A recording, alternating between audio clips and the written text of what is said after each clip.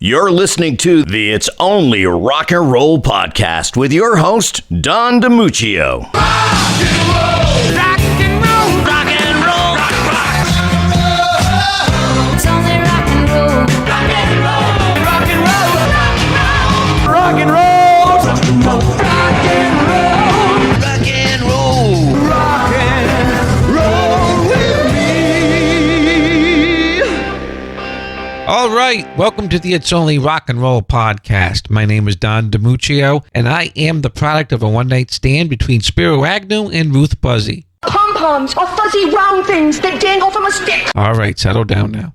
As always, if you like the interviews we bring you and want to know when new episodes are available, please subscribe to the It's Only Rock and Roll podcast on iTunes, iHeartRadio, TuneIn Radio, or on your favorite podcast app. Also, be sure to leave us a 5-star rating along with a kind and loving review, or check out our video content and subscribe to us on YouTube so I can start making some fucking money around here. I've had the privilege to speak with many legendary artists from around the world, but today marks my first time interviewing a true American treasure. As a founder of the 60s band, the Loving Spoonful, this singer-songwriter delivered hit after top 10 hit like Do You Believe in Magic, Daydream, Nashville Cats, Darling Be Home Soon, and the hard-driving #1 single, Summer in the City. To me, he's rock's most underrated blues harmonica player, having done sessions with The Doors, Crosby, Stills and Nash & Young, and Bob Dylan, to name a few. From scoring movie soundtracks for Woody Allen and Francis Ford Coppola to one memorable TV theme for Welcome Back, Kotter, this Rock and Roll Hall of Fame Renaissance man has done it all. Please welcome to the It's Only Rock and Roll podcast, Mr. John Sebastian. Well, thank you, Mr. 𝗵𝗃𝗃𝗀𝗃. Good afternoon. Howdy. How's it going, man? Excellent. We finally made it after my computer was smoking and screaming and swearing And at I me. was sure I was screwing it up because I really don't know how to operate these machines at all. Well, so far so good. I'm usually the late guy, so it was an excuse to feel virtuous for a minute. Beautiful. Good. And allow me to start off by wishing you an early happy birthday. Thank you kindly. I hope I'm not divulging any trade secrets when I say you're going to be 78 as we're recording right. this on Wednesday. That's right. And I'll tell you, thanks to rock and roll, age literally means nothing. Just health and inspiration. That's all you need. You're touring, you're recording. Enjoying, the work with Arlen Roth and Mona Lisa twins. They keep putting my videos up. They're a delight. This is a duo that sings behind my most recent project with Arlen Roth, our most recent project, which is John Sebastian and Arlen Roth explore the Spoonful songbook. Have you been going over like any deep tracks that you guys never got a chance to do with the Spoonful live? No. Well, why not? Oh, I'm enjoying not being out there. I understand. Did you ever think when you started, you got the Stones still on tour, Paul and Ringo still doing it, and they both reached 80. I mean, was that even a possibility that rock and roll would still be so popular? Yeah, of course, we could have taken cues from the big movement that had preceded us, swing and big band. And those guys were also pushing 80 and still on the bandstand. So we have models. The great blues men that we encountered that we thought were so ancient, very often were like 63. Right. Then we would learn what life could be in their advanced age. I'm glad that I'm not pushed, as economics usually do push some of these great men and women. Right. To perform past a point where I'm not enjoying it. That does happen more times than not. I'm very lucky. I always like to start off with a brief overview of an artist's childhood and upbringing because, it's going to have an influence on what their future body of work looks like. But with you, man, the people that were coming in and out of your house and around you when you were growing up in New York in the late 40s, early 50s, pretty incredible people. Yes, indeed. It was amazing. I can attribute most of it to my parents having a terrific table. That is, conversation was always flowing. My dad was a great conversationalist, and so was my mom. She was a writer for radio, so at that point she was writing like funny for radio. So she was incredibly funny. And the other aspect was that my dad was a terrific cook, and people would, like, here's a name, Max Liebman. Okay. Max and Sonia Liebman would routinely come on the weekend for dinner. Now, I didn't know who these folks were. Very nice, very articulate. But I do remember when Max sat down at our table and said, "Melvin is driving me out of my mind. Sid held him out the window last week."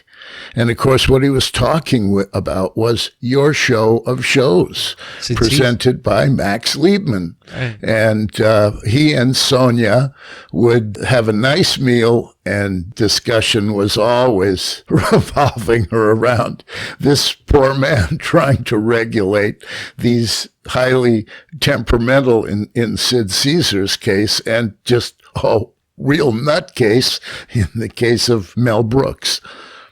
And the musical people that were around, Woody Guthrie and Leadbelly. Well, the reason that happened was that Burl Ives, who was a close family friend, had approached my folks about this wonderful songwriter. He's going to be the most important American songwriter. Nobody knows him. He's from Oklahoma. And he is out of a crib this week. He needs a place to stay. I would later understand that this was the sort of a period when he was, I think he'd been rejected at home for some infringement, and was pretty much in our guest room for a week or two. And, I'd hear him as I was going to sleep. Remember, I'm listening daily to the greatest classical harmonica player that ever lived, in my father. That's right. So I would listen, and I'd be hearing, I was a poor and lonely stranger. I thought, he's not as good as my dad. And that was my assessment at 4 of Woody Guthrie. But that's amazing that, you were witness to history right there. Yeah. That's incredible. And this blows my mind. Your godmother? Vivian Vance. That's right. Yeah. That's right. Yeah. The situation was that, as my mom was a writer and was one of the funniest people I'd ever known, you kind of have to approach understanding Jane Bisher like she was, I'm reaching for a name, Saturday Night Live primary writer, Amy Poehler, and Tina Fey, was it? Thank you. Yes. Okay. You can cut that part out, right? So, yeah. So to understand my mom, you kind of have to understand that it was a 1940s version of Tina Fey, because at 16, she was on her way from Dayton radio to Cincinnati radio. And in another year or two, she was asked to come to New York and be a writer for NBC. Actually, my grandfather stepped up and said, "Yeah, honey, you can do it, but I'm your roommate." Yeah. And so Smart. that was how that happened. Now, being in New York, you must have been influenced by New York radio. Oh, First, yeah. hear rock and roll coming through the airwaves. Absolutely. Absolutely. I mean, very often Mark trips the family took by what I was listening to. And I remember being in Florida and hearing That'll Be the Day for the first time and just being fascinated. And then I turn up Peggy Sue somewhere else. And I remember babysitting the night that I first heard Rumble by Link Ray. And I was so gobsmacked that I stayed up. In those days, you knew that it would come back around. It would be rotated. And so I ended up staying up until about 3 a.m, huddled against this radio to hear Rumble again. I talked to Pete Townsend about this, and he has absolutely the same experience of hearing it once and going, I'm not leaving this radio till I hear that again. Sure. Those guys were listening to Radio Luxembourg and getting all the American music. Yeah. But you were lucky to be right there at the heart of it. And speaking of, I know you were a big part of the burgeoning Greenwich Village folk scene. Yeah. How'd you get involved with that? Well, part of it was I lived there. I lived There's that. in Greenwich Village. I lived at the corner of Washington Square. So talk about being close to the beating heart. I mean, the corner of Bleecker and McDougal is maybe 6 blocks away. I only have to go 5 blocks to play with Fred Neil or Timmy Hardin or eventually Mississippi John Hurt. Mm. And those experiences were really shaping me and increasing my hunger for this music that I knew so little about. And at some point, you witnessed a very nascent Robert Zimmerman. Do you remember the first time you saw Dylan? Yeah, well, in our extreme youth and extreme lack of visibility, we were both playing harmonica in the basement, not on stage, of 𝗀𝗏𝗃𝗃's Folk City. And he actually showed up to play piano for 𝗷𝗂𝗶𝗵𝘁, who's a jug band era goddess. That's all I can tell you. Boy, this woman was just such a marvel and so inclusive about these funny young Italian and Jewish kids that wanted to be a jug band. Yeah. God bless that she was so willing to. I mean, she went and coached Maria Muldaur, which at that point she was Maria D'Amato, perché siamo tutti italiani. See. Yeah, and we eventually realized we were in competition for kind of sideman harmonica jobs. I was really miffed because he'd gotten one for Harry Belafonte, and that was tough. So we knew each other really, like I say, as unknown musical creatures of the night. And we were passing in the same clubs. The Gaslight and 𝗀𝗏𝗃's were the most often that I would see him. And, it was wonderful to watch the dawn of Bob Dylan. It was just a marvel because he had a wonderful, frequently described as Chaplin-esque quality on the stage. He had a kind of goofiness that said, I'm not trying to put on an official show, but then he'd sing something and you go, oh my gosh. And that was what was beginning to happen, was that I began to hear some of these songs that were coming out of him and kind of felt like, there's going to be room for me as a harmonica player here. Not really much as a protest song guy. Right. What was the scene like in terms of getting gigs? It was tremendously fertile. There were different levels. It was like the comedians that described the Catskills of the 40s and 50s, that there was plenty of places to be bad. You could start at an afternoon open microphone somewhere. In the evening, now, if you weren't big enough to play the bitter end or the Gaslight, I wasn't at that time, you could go and play a basket house, which had different rules. That they were avoiding New York cabaret laws by passing the basket instead of paying the musicians. So. Yeah. And it was an incredibly quick way to learn an awful lot. Oh, sure. When you're kind of still singing little songs about shepherds call her Iphigenia, and in walks Ritchie Havens. He's got 4 months of guitar experience at this point. He's already better at his job than any of us.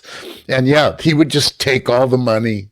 It was hilarious. Was rock and roll seen by your fellow musicians at the time as pop music for kids and not as serious as the folk scene? Absolutely not.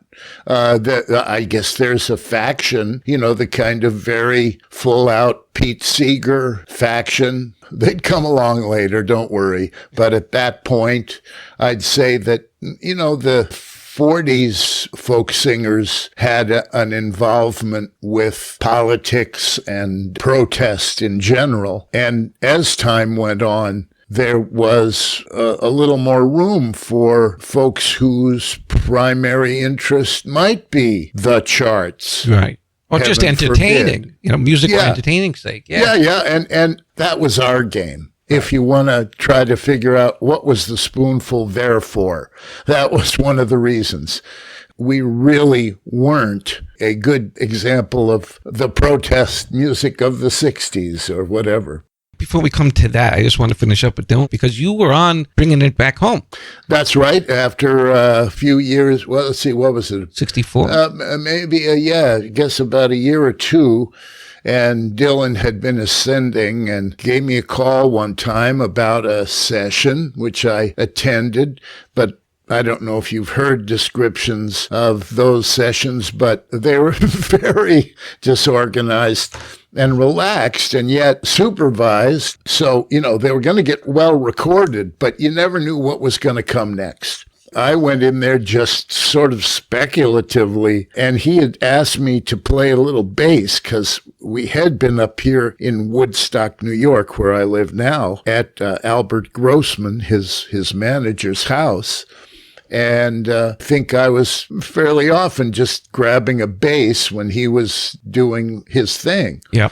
And so he was saying, why don't you, hey, come on in and play a little bass. I don't know, I might get, might be several people, and I know you're going to have an idea. So we're just going to start and see what happens. And it's like, that's how invitations to Bob Dylan's sessions were. You really knew nothing. So I went, and things got going, and Bob started singing a tune, and I was kind of bumping along on a bass. Then he went on to another tune, and then Steve Boone showed up because Steve knew that session was happening and had an invite also from Bob. And so he showed up, and I just between takes, I went over to Bob and I said, hey, Bob, this guy, this tall guy, he's a real bass player. Okay. So that was a reason enough to go and try the tune again. I've forgotten which one it was. That was my next question. Do you remember what it was? No. So Steve had a run at the thing, and it was good. And then we went on to do some other stuff. And then the studio door opens again, and it's Harvey Brooks. And so both me and Steve go to Bob and go, hey, Bob, this is a real studio bass player. Right. Because we both knew that, Harvey was infinitely more facile with the instrument. He knew what he was doing. Right. Our things, or certainly my thing, was guitar player plays bass, which has limitations. So there you are, and to this day, I am unsure as to which take was which and who played what. They did end up releasing, I think it's on like 15 CDs, everything from those sessions. So you got to be on there somewhere. Yes, and in fact, people have sent me like the 4 versions of whatever that tune was to say, which is you? I still can't tell. I want to talk about the Spoonful and how they actually formed. I feel like I need one of those family tree flow charts to figure out which musicians came from which bands. I'll try to give you a brief genus, okay. And history, because my friendship with Cass Elliot began when she was in the Big Three, which was a folk group in the Peter, Paul, and Mary mold. She was marvelously funny, and the next thing I knew, I was working in Washington, D.C., and the Big Three were trying to make this transition into folk rock. And the way that played out was that Cass, who had known Denny Doherty and Zalman for longer than I hadn't known either one of them. But very soon thereafter, I got a phone call saying, would you come and bring us a pound of pot and play music for a couple of weeks? We have these wonderful hotel rooms just outside of D.C., and, we're kind of living it up. So get over here. And I did that. And our next conversations, I was playing harmonica with what was then the Mugwumps. That's Cass and Denny. And Was Zal in that as well? And Zal was in it. So that band had a nice little pocket of success in Washington, D.C., but remember that the club they were playing was a very uptown little club. So the Mugwumps, Cass, Denny, and Zal primarily, had me as a limited time harmonica player. And after 2 weeks, their manager came to me and said, "We're going to have to let you go because you're a bad influence on Zal Yanovski.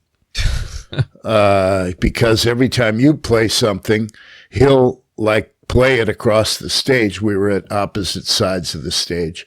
Or he plays something and you do it. And you guys are deviating from the arrangement.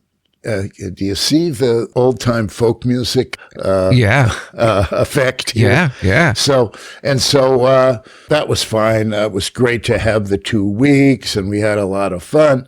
So I had no bad feelings. But that evening, I sat around with an old piano player in the sort of get-drunk room of this, nice club. And we began doing the Bessie Smith catalog, it seemed like. I knew all these tunes, and he knew all the tunes. And the assistant manager, after hearing this, said, "Would you come down on the stairs with me for a minute?" I said, "Yeah." He said, "Look, if you ever do need any kind of representation, boy, I wish you'd call me." At which point I said, yeah, I'm not ready. And years later, 𝗵𝗃𝗶𝗴𝗵 would repeat the story of I never talked to any talent ever that said, "I'm not ready." Yeah, it's shocking to hear that. And, but he did make a very good impression.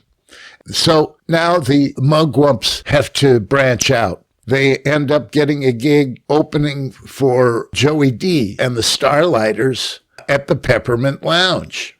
Now, that's really getting away from that polite folk music crowd. Yeah.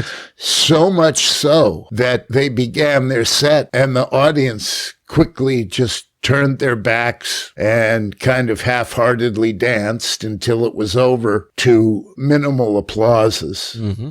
I mean, and remember now, Joey D and the Starlighters at this point, that's 𝗷𝗃𝗃𝗀𝗃 Cavaliere. That's Dino Danelli. I mean, it's a ferocious twist band. Okay, so anyway, they came away from that. They were staying at the Albert Hotel, which is only across the park and up about 6 blocks. And I just heard their sad tale of, boy, I don't know, this may not be the thing. Of course, I'm trying to look disappointed, but in my secret heart of hearts, I'd already gone, yes, Yanovski is mine. Yeah. Because that was what really the game for me was always. Once Yanovski and I had played together, by the way, which happened at Cass Elliott's house on the eve of the Beatles doing the Ed Sullivan Show for the first time. Really? And by the next day, that was like signed in blood. I think both of us knew, whoever the hell that guy is, I got to learn more about him. Mm-hmm. So that began a search in Greenwich Village, which lasted a few months as we were trying out guys and speculating. I remember I wanted Johnny Hammond at a certain point. He was practically a neighbor of mine, and we'd really grown up together. We were playing together at 5 in Washington Square Park. But that didn't happen, and neither did, we had a real good drummer named Jan Buchner. but just started to realize that we needed a vocalist in this group, especially for any kind of background singing or once you've gotten bored with the songwriter guy. So eventually Steve said, hey, well, look, I've played with this guy, Joe Butler, a whole bunch. And we knew Butler from this group called the Sellouts that was playing there. Their ironic name was to really get in the face of traditional folksters. Right. And we were sort of in that camp, It didn't start out that way. And weirdly, I was drawing an awful lot from various folk sources. Right. But it wasn't like we were accepted in Greenwich Village. When we played the Night Owl, we had to wait for the teenagers to find us. Did I hear correctly that Phil Spector was actually courting you guys a little bit? It was a wonderful kind of a moment, and it didn't last very long. What happened was Phil Spector was clued in by one of his co-workers, I guess, that the word was, hey, Phil, there's some bad white boys playing down at the Night Owl Cafe. Maybe you should go see them. And that is exactly what happened. Phil came down with a little retinue, and remember that his power at that point was tremendous. And it was like the stock market. Whatever he did would have a ripple effect. So he sat down in the Night Owl Cafe and listened to a set of ours. And in fact, he did it with one ear against the wall. The Night Owl Cafe is shaped like a shoebox. And you perform in the middle of the shoebox. So it's really an odd way to listen to music. It's a neck strainer, let me say that. Huh. So Phil listens, and we talk after. And, his thing is, I love you guys. You guys are wonderful. I don't know how to do anything that isn't mine. I have to own it. I don't know. I have to write it. Yeah. I have to own it. So he was so frank that we kind of went, well, thank God for an honest man. And of course, years later, I approached him again when I was working as a single guy. And he said, oh, again, the same thing. And then a month later, he began work with John Lennon doing exactly that. Yeah. I know you signed with 𝗷𝗄𝗃, but your first recording was on an EP for Elektra. For Elektra, yes. Well, I'll tell you the story there. Sure. Because I was practically underfoot at Elektra Records because I had become Paul Rothchild's mini-me, if you will. Uh-huh. I just followed him around because I was learning every minute, every time he sat down at a console, every time he got out a single-edged razor blade, I was learning. So there was a point where Jack Holtzman invited the Spoonful into his office. And he says, fellas, I know you're not going to let us be your label because you consider us a folk label. You consider us 𝗷𝗂𝗶𝗁. I know. But here's what I'm proposing. I want to buy 4 tunes. They don't have to be your A material, John. They don't have to be your originals. But I want them to be bluesy because I'm doing this compilation. And they're these guys from England. You haven't heard of them, but this guy Eric Clapton, and it's like... So, and Paul Butterfield was going to be on this. And so I said, boy, how far wrong could we go? Mm-hmm. But here was his punchline. He says, you want to know what I'm going to do with those 4 singles, with those 4 records? And we go, no, we don't know. He says, I'm not going to put them out for a year. He says, because by then you guys are going to start to be big and I'm going to be able to sell records on the back of the big records that you're putting out. this little speech to us was such a confirmation that this guy in the business knew that we had something that was going to pop. And I think we did it for some fairly simple fee and 4 big amplifiers, because we didn't have big amplifiers. We had things, I played a magnetone, what is it? Right. 15, 30 watts or something. Yep. And we thought, oh my God, Yanovski has a super reverb now. It's just the loudest thing on God's earth. They'll never be louder. That was our feeling in 66 or so. Those are the pre-CBS super reverbs. That sure is pre-CBS. Those are beautiful. Yeah. So you guys signed with 𝗏𝗄𝗧𝗃. That's right. And to our eternal regret, it wasn't that 𝗏𝗏𝗧𝗃 couldn't do the job, but it was that Elektra was the kind of company that could launch you further into the future as it evolved. Whereas 𝗏𝗏𝗧𝗃, it was, look, I have no regrets, because the thing about 𝗏𝗏𝗧𝗃 was those guys had ears. That's why they listened to the same Do You Believe in Magic that I think we were up to like 40 or 50 record companies. Eric Jacobson went to every record company in New York that he could find and got turned down. Mm-hmm.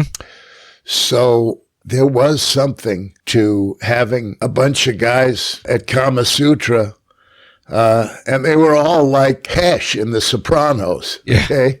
They knew a hit when they heard it. Were they good to work with? To say Yes. today, but a lot of labels didn't let bands, especially the first time out, record their own instruments. Famously, the Beach Boys, the Association, the Byrds, the Wrecking Crew did a lot of the backing. Yeah, Did you they get any all- hassle about that? Not for a minute. We were already a band. We had already done 8 sets a day shows for a whole winter and spring. By the time they were advertising the Byrds, we knew that we dwarfed them as far as amount of time logged on a stage. Right. And the other thing was we dwarfed them because we had Zolly. And that meant for a stage show that was it was unpredictable, but it was, the audiences loved it. Did you record much of those, any of the gigs that you guys did? No, I mean, there's one somewhere that Eric Jacobson was sort of trying out at the very beginning of the Night Owl. The only other recording is accompanied by a fairly elaborate 3-camera shoot, which then became part of a film at Expo 66, or was it 65, in Toronto. And that was one of those first experimental ideas where you have a screen on the wall and a screen on the adjoining wall and a screen on the floor. Okay. And that was a great performance at the Night Owl Cafe. I think it was Night Owl Blues we were playing. Great song. And that was the Lovin Spoonful in its infancy, but we were already good. It kills me that nobody can come up with a way of playing that footage. It is unplayable because of the format. The way it was recorded, there aren't any machines to play it anymore. Right out of the gate, you guys had 2 huge top 10 hits in the U.S. Do You Believe in Magic? Did you ever have to make up your mind? Talk to me about writing those songs. Well, Do You Believe in Magic was really driven by an experience we had very early on at the Night Owl Cafe while we were still playing for a lot of folkies and people who were expecting mainly to sit and have coffee. So that was a rough week or two.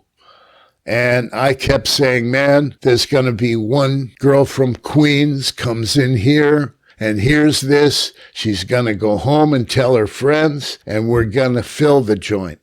And somewhere around there, I looked in the very back, as I said, this shoebox-shaped club. In the very, very back of the club, there was a girl dancing, and it was the new way. It wasn't the Lindy Bop or, And so I just took the memory of that moment home. I remember elbowing Zolly like crazy, saying, "They're coming.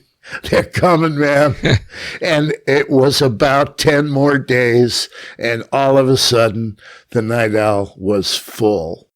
There was a bit of a controversy that kind of went down in San Francisco in '66 that didn't involve you personally, but certainly affected the band in a big way. Can you talk about that a little bit? Well, first of all, talk about not being involved. To start with, I was in Los Angeles when all this happened. Yeah. And so it was an unfortunate combination of things. And it's really more elaborated in Steve Boone's book. I'd more or less use Steve as a template here because I was getting all of this very secondhand. But essentially, the cops did a complete... If it had gone to any kind of a determining body, it would have been obvious that the cops had essentially been on a screaming woman call, spotted some guys with long hair in a car, and said, "Oh, let's stop them." And that's what they did. And they've had an ounce of pot. This is the thing. A drug bust is how it's always enumerated, but this was a pot thing. Yeah. This is a thing you can have for $300 and good night. Mm-hmm. Anyway. This wasn't like a Mexican cartel bust. Right. Well, anyway, so the guys got caught. The police said, "You'll never work again. Zolly, you're going back to Canada, and your only option is to tell us who the guy that you bought the pot from was." So on bad advice, they do that, but they also are hiring some of the, I wish I could think of his name, like the biggest lawyer at the time to be ready to defend this guy and to defend themselves if necessary.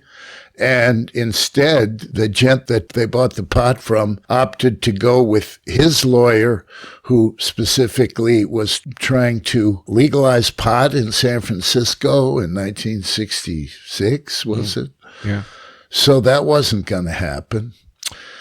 So it ruined everything, because now Zalman, who'd been a culture hero, is all of a sudden a fink.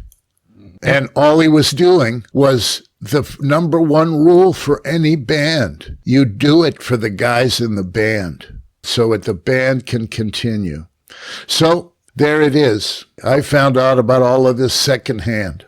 And how unfair of the so-called underground press. I saw a couple of things. They put out ads. Ooh, hey, an early example of virtue signaling. There you go. There you go. Yeah. Yeah. And you guys couldn't sue for libel or anything? Because that's potentially taking money out of your pockets. No.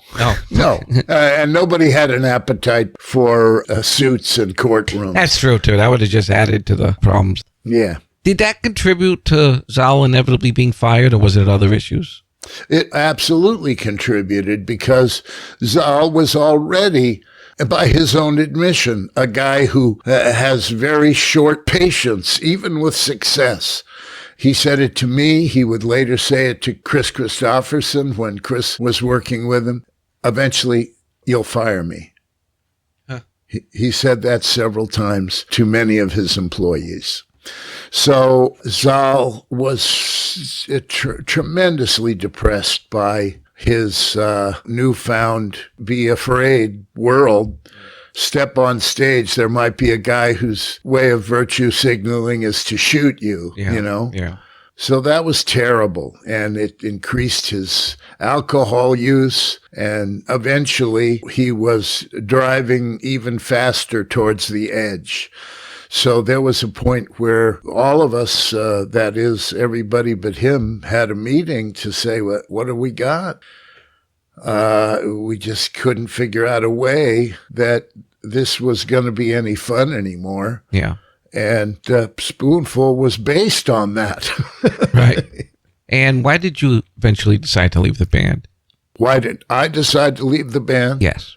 Because the entire gestalt was created by me and Zali. That was as close to it's a band type love affair. And they're really important, and they're really tough to get over. And just about every one of our famous friends who've been in big bands have experienced it, where you are in so tight and then you're pulled apart. Now, the thing that is, I thought, spoonfully unique was that for the rest of the 60s, Zal would go to Saratoga to spend his Lovin Spoonful money. That involved coming to my house. He'd stay with me, and we'd sit around and play guitars. So our wounds were healing every time he did that. Yeah. And then there were a couple times where I went up to 𝗀𝗄𝗃 and sat around his beautiful big farmhouse and heard hilarious stories of him dealing with animals. He's very skilled with dogs. And all this time, Zal was also kind of an apprentice with a short order cook. And he learned the restaurant business from this guy, essentially in a diner. Then he opened a restaurant, and that restaurant has had, almost a 50-year life, and is attributed with changing the way the restaurant actually was the center for change, creating a kind of Greenwich Village in Kingston, Ontario. So it was so enormous that when Zal died, there was an entire section of the Kingston paper that included people memorializing him and others who were saying, I wouldn't be able to have my little jewelry shop down the road if he hadn't put that restaurant in and made it look like cool. So the end of his life was, in many ways, a real success, and it still goes on. His daughter is still running 𝗀cie Piggies. And if you're ever in Kingston, Ontario, 𝗀cie Piggies is the place to go. We've got to talk about Woodstock. Yeah. You were not scheduled to appear. You were there as a spectator, as so many people were. Right. Give me your visceral memories of getting there and what you saw and what you felt. I went to the Albany airport speculatively, looked out the large, it's like a picture window. Those are the days when picture windows looked out on the tarmac. Yep. And I saw, oh my gosh, the Lovin Spoonful's first roadie, now working with the incredible string band, I would find out, loading a helicopter. So I gesticulated until he noticed me in the window, and he pointed to the door that goes to the stairs that would come down on the tarmac. Number 2 thing that would never have happened in modern times. Right. So I go down there and I say, yeah, Walter, what? He says, you're trying to get to Woodstock. That's right. He says, you got to get in this helicopter. There's no other way. I've been back and forth delivering stuff, and, that the roads are completely stopped and there's no buses or anything can get through. And so this is how to go. And I got on that helicopter and I saw what is essentially the beginning of the Woodstock movie that thousands more saw. And there it was, this looking down where you couldn't even see turf. It was all Volkswagen buses and sleeping bags and little cobbled together tents. And that was my first look. And I got out of the helicopter, and you got to remember that the scale of things was smaller then. And the music business, almost everybody knew each other. So there wasn't really as big a reason to have an enormous security force or anything, because most of the people trying to get backstage should get backstage. And that was, I think, the attitude that I saw as I approached the backstage area. Yeah. Had no trouble getting in and looking at, saying hello to this friend and that friend. And I remember pointing out to them that the tent, which I think I don't know if when the rains began, I had suggested that their Volkswagen bus tent that was right near the stage, that they needed to put some cardboard boxes to hold the shoes, because it would immediately become muddy, and that was where we were keeping the acoustic instruments. Yep. And so the minute I laid it out, I think it was Chip Monk turned to me and said, "You're in charge of the tent." Just like that. So all of a sudden, I did have a place to sleep. I think maybe the first night was in a truck, but by the second night, I was in the tent. So really, I guess the part you're looking for that I've repeated so many times that I almost go into a coma repeating, is that I was standing on the stage the next day after a rainfall, and I'm talking to Chip Monk and Michael and and at that point, I hear them say, "We need a guy who can hold them, because we got to sweep this stage off. We need somebody who can hold them with an acoustic guitar. Like somebody's got some songs and acoustic guitar." And I'm kind of nodding, looking out at the crowd. Yeah.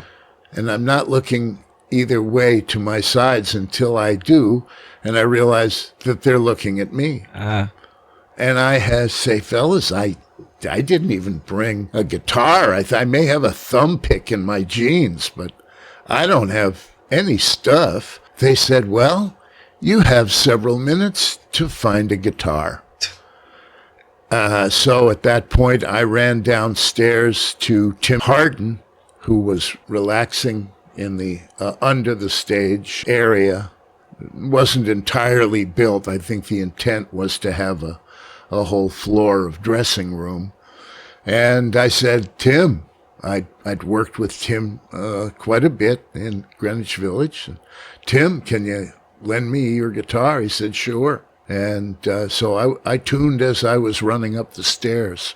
You did some songs, which is interesting. You did Down and Be Home Soon, but you didn't rely on old Spoonful numbers. You actually previewed numbers that were going to be on your solo album the year after. It was a tremendous opportunity that I was not going to squander doing Daydream. Right. Now, there's a little controversy as to where exactly in the lineup you actually played.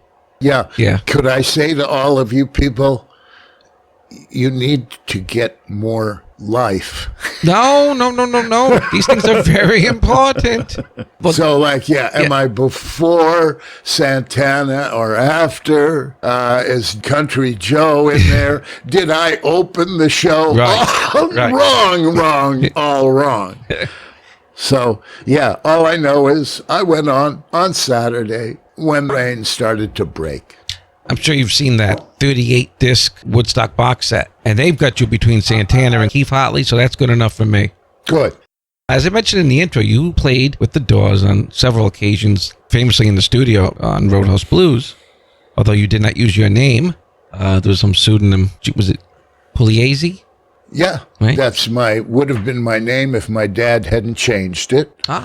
And I did that at Paul Rothchild's request because he wasn't anxious to have a guy in the Spoonful recording with the Doors. And that, I believe, was because at that time, the Doors were just beginning to happen. And he was anxious to have it seem like everything sprung from them, Yeah. And you played with them at the Felt Forum in New York City, 1970. You did that blistering version of Rock Me Baby. Just great. Were you close with the guys? I was close with Paul Rothschild. Okay. And Paul was, at various times, annoyed with Morrison's lack of focus in some of these, fairly expensive rock and roll sessions. And it sounds strange, I'm sure, to your current listeners, but his take was Jim would have a little bit more respect if I was there. And did sort of play out that way. Jim had a very constructive day. But the main reason that I just said, oh, yes, I will do this session, I don't care about the name, was that Lonnie Mack was playing bass. That's right, yeah. And I was in heaven because that was live. I got to ask you, I should know this already, but I don't. Welcome back. Was that already recorded and written? Were you commissioned to do it for the show? How did that happen? It's very much a work for hire. It's not an interesting story. Perfect for my show. Yeah, because it really happened the most conventional of Hollywood ways, where two old friends get together, Alan Sachs and Dave Bendett, my manager, and they're shooting the bull. And Sachs goes, I'm doing this show. It's going to be kind of a New York show. I'm looking for kind of a New York guy. I need somebody kind of like John Sebastian. My manager says, I've been managing John for 2 weeks. And so that sets up a meeting. I go to Television City there in Burbank. There's several suits. And a very likable Alan Sachs, who we get along with each other immediately. And to me, the flavor of the song starts there, because we're immediately insulting each other's borough. Oh, yeah. Yeah. He knows I'm from Manhattan. I know he's from Brooklyn. Now, the California guys, the suits, are kind of nervous. I can see they think they see their deal falling apart. Instead, what is happening is we're solidifying a friendship, and Alan proceeds to show me a number of everything from like a trial run at a script, all just the bare bones. And I immediately saw the appeal and some of the gestalt of having, I'm going up on the comedian's name. Gabe Kaplan. Kaplan, yeah. Okay. This whole show, of course, came out of Kaplan's monologues that he would do. Right. So I took this idea home and made toy recordings that evening on 2 boom boxes back and forth, and came in the next day with this boombox recording. And they were pretty astonished, so much that they actually changed a television show named Kotter to Welcome Back, Kotter. Really? Yeah. Now that's cool. But how does that work financially? I'm always curious about those kind of things. I mean, you said it was a work for hire, but yet you had an album in the songs on it. I mean, yeah, and if you make the right deal, your publishing doesn't go away, your writers doesn't go away. okay. I'm sure that you're not going to win in those situations, really. Right. But you'll do okay. Much like Pete Seeger, and he was almost like the gatekeeper of the folk music idiom. You see yourself in that kind of role now, as almost like a guardian of the art form? What I see is that I got a brand new album with Arlen Roth. And that's what's interesting to me right now, especially because we did this all during difficult COVID times, but we were able to do the entire project first run and basic tracks, staring at each other and staring at the bass player and drummer. And we had a lot of fun approaching what I was terrified of doing, which was re-recording some of these visible tunes I thought it was a bad idea until I heard some of Arlen's way that he was envisioning and recording things like acoustic Rolling Stones. So he does all the Rolling Stones tunes he can get in, but they're just acoustic renderings. Right. Well, I was finding these things really agreeable, especially like play during dinner, and just nice. Yeah. So I was complimenting him when he said, "Hey, you never did one of these?" And I said, "I've been afraid of all of this kind of thing."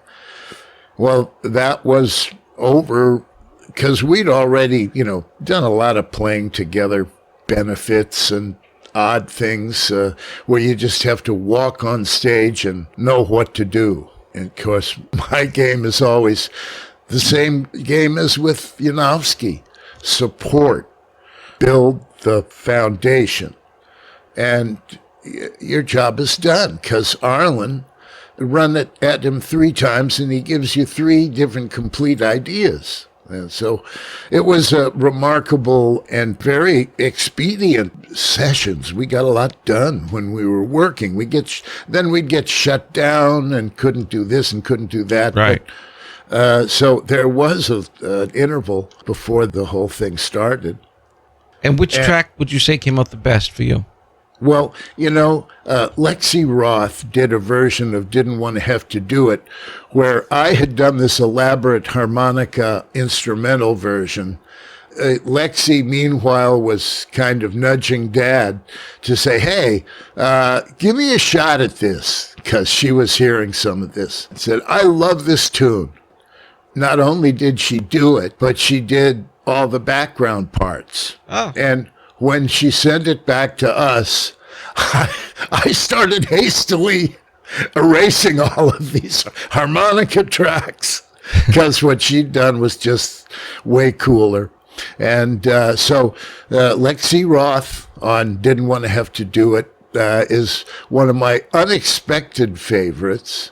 And 𝗵𝗃𝗶𝗵𝗁 sings on then I also, this may be a first for anybody recently, where I got both Muldors on one record in modern times. Jeff kind of what you call tenored me on a couple of things. And Maria and I did a version of Stories We Could Tell that felt very real. From his latest CD, John Sebastian and Arlen Roth explore the Spoonful songbook. That's Stories We Could Tell, featuring Maria Muldaur. Remember her? Midnight at the Oasis? Of course you do. I do want to thank John Sebastian for being with us today. And if you want to reach out to us, you can do so online at www.𝗀𝗎𝗓𝗏𝗏𝑟ockanrollpodcast.com or on Facebook, Instagram, or YouTube at It's Only Rock and Roll Podcast. Typed out as all one word. No abbreviations or spaces, please. Unless you really want to, then have at it. New content is just around the corner. So come back soon. And thanks for listening to the It's Only Rock and Roll Podcast.